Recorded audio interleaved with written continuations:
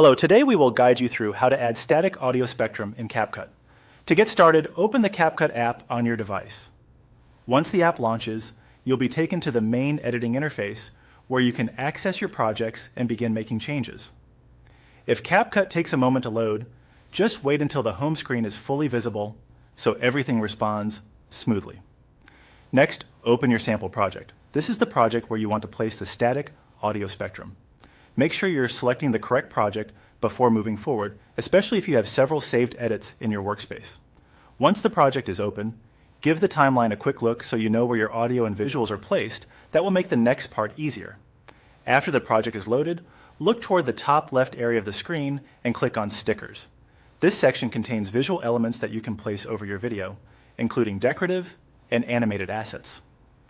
Since the audio spectrum will be added as a visual element, this is the section you need to use.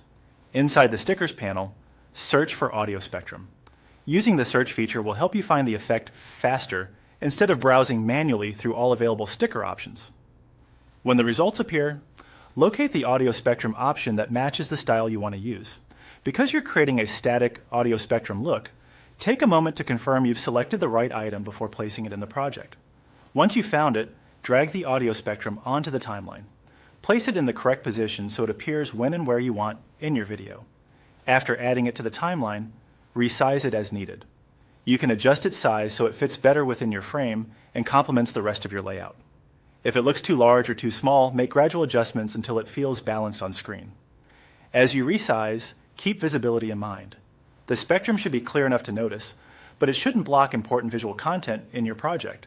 If needed, preview the clip briefly to check how everything looks together in the composition. And that's it. You've successfully added a static audio spectrum in CapCut. Once you're happy with the placement and size, you can continue editing the rest of your project as usual.